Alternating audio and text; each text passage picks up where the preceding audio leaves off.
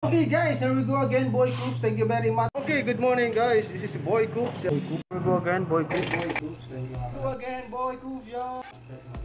Boy Coops. Magaling kang kupal ka. Go again, Boy Coops, yo. Thank you very much guys. Wala sa lahat ng nanood ng How to Breed Parakeets Part 7. Umabot ng 248 viewers in 1 week. Oh my God! Thank you, thank you, thank you. At sa nanood ng Class of Toto ko, episode 38 na umabot ng 106 view in 2 days. Oh my God! Thank you very much, thank you very much. At salamat nga pala sa 2,500 plus na tayo, mga subscriber ko dyan. Yo! Thank you! Pahinga muna tayo sa Class of Dota 2. Dito muna tayo sa How to Breed Parakeet Part 8 na tayo! Thank you, thank you. So, ito, sa part 8, kung napanood nyo yung part 7, lot of eggs. Ayan, lot of eggs sa tatlong nest na nangingitlog. Ngayon, 4 na yun na nangingitlog ko. Almost marami na talagang itlog. At may mga sisiw na. Yun, no? Yun, no? Thank you. May mga sisiw na. At dito, makikita nyo kung paano ako mag-breed. Mag-feed yan. Mali na naman yan. Okay. Dito sa part 8 ng How to Breed Parakeet Part 8, malalaman nyo dito, makikita nyo yung may mga sisiw na yung ibang nest na kinuha ko kasi yung mga first timer ng mga mothers is hindi sila nag-S. Is hindi sila nagpapakain ng maayos. Pinipili lang nila yung papakainin nila, which is kung ano sa tingin nila yung malaki at yung strong at yung weak parang hindi nila pinapakain. So tayo to the rescue, yo. To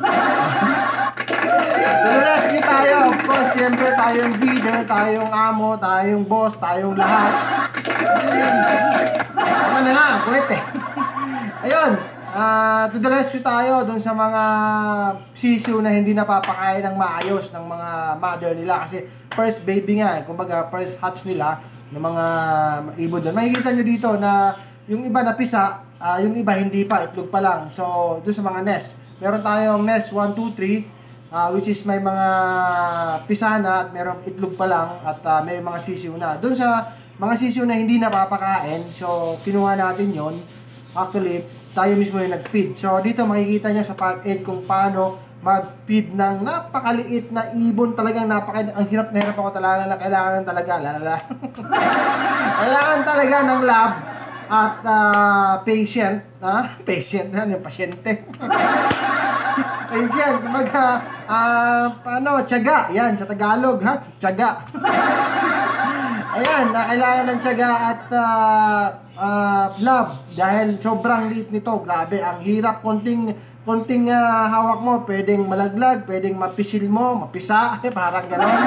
So, kailangan talaga careful tayo. So, makikita nyo, at share relax yung pakain ko, yung pang baby, ha? Kasi dapat malatubig at masyadong malabnaw, hindi masyadong malapot. Katamtaman lang para makain ng sisiw. Makikita nyo dito. Paano nangyari yun?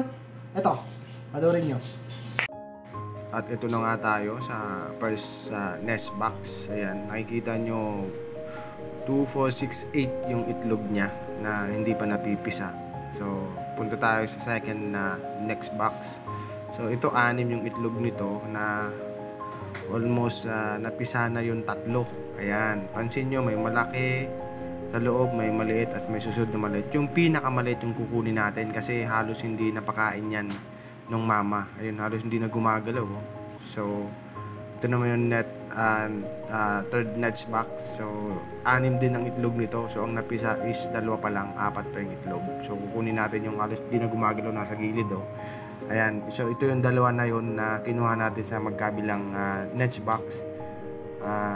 Medyo napakain ko na yan kanina, pero kanina talaga kasi before yan wala pa halos laman yung bunbunan, yung lalamunan kasi wala talagang pagkain na binibigay yung mother. So kasi sobrang liit pa, parang nag-aalangan pa silang subukan. Napakaliit talaga niyan, parang isang 1 inch lang talaga sila.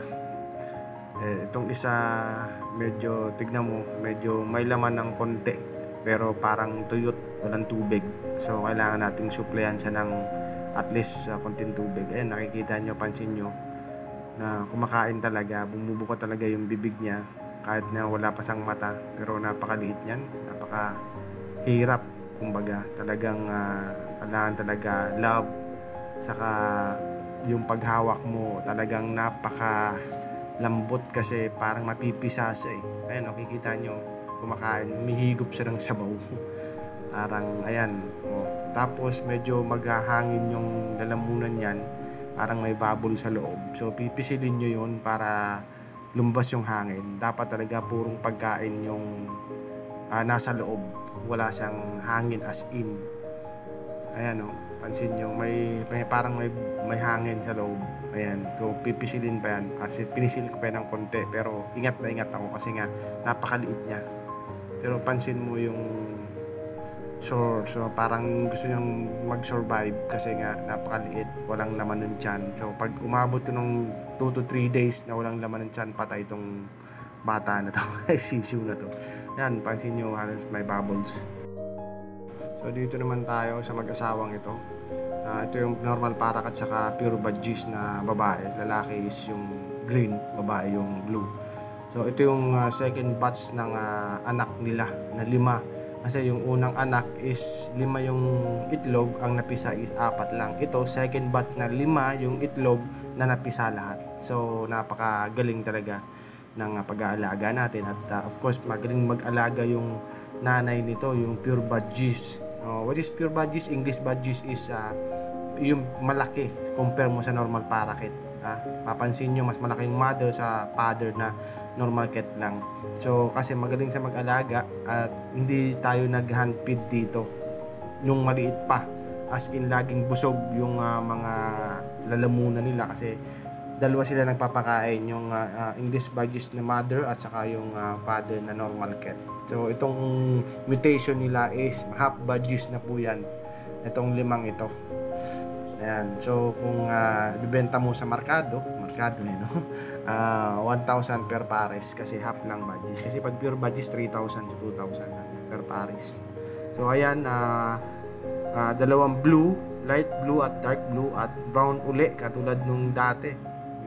Dito naman tayo sa young and breeders. Ibig sabihin ng mga young, ito yung mga anak nung unang ng itlog na budgies, nandyan na nakahalo na dyan is na around 2 months to 3 months old, young pa lang yun. Ang mga breeders dyan, yung mga 6 to 7 months old or 8 old, so may mga itlog na ngayon. Yung nakita nyo may mga iba dyan is may mga itlog na. Kung makapanood nyo yung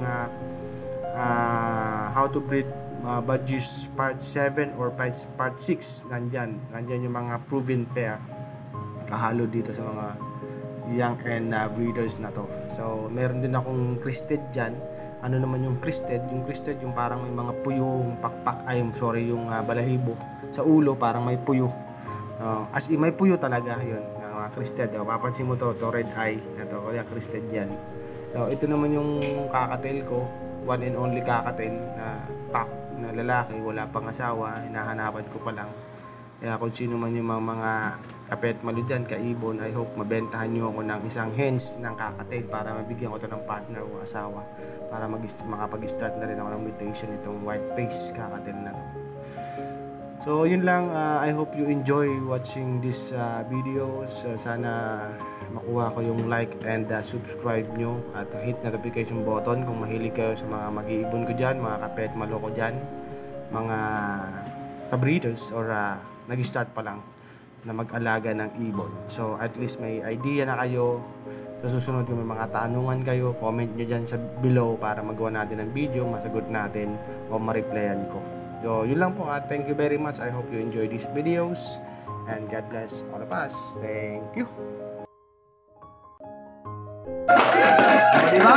At ayun na nga, napanood mo na kung paano magpakain ng maliit, halos na ibon na talagang napakaliit niya. Siguro mga 3 to 3 days old lang yun o 2 days old. Sobrang liit talaga, ang hirap. Grabe. Talagang yung paghawak ng kamay ko, yung paghawak ko sa kanila is ingat na ingat tayo. So, ayun na nga, dahil napanood mo na yun, mo na rin siguro yung malalaki na kasi may maliliit, may malalaki na. Ayos, hindi pa lumilipad pero may mga kulay na, di ba? Ang ganda, ang cute, di ba? So yun yung pangalawang hatch ng English badges natin, yung hap, yung unang nangitlog uli, na nagkasisiw na ulit, yun, pangalawang batch yun. Ha? Ito yung mga pinapakain ko, first batch pa lang ng mga breeder na proven fair yun. So nakita nyo sa part 6 saka sa part 7. So kung masusubaybayan nyo from the beginning from the beginning part 1 until to part 8 at masusubaybayan nyo, malalaman nyo, okay, tama nga naman, yun pala yun. So I hope may natutunan naman kayo dito sa How to Breed Parakeet part 8. Yo! Thank you! Yes! At kung hindi ka pa nakasubscribe sa channel ko, ayan na naman, thank you very much sa pag-hit mo ng notification button at subscribe below. And hit na rin, of course, ang thumbs up at share mo yan! Kung may kakilala kang kaibon, kaibigan, kapets, malu, yun na po, thank you very much. This is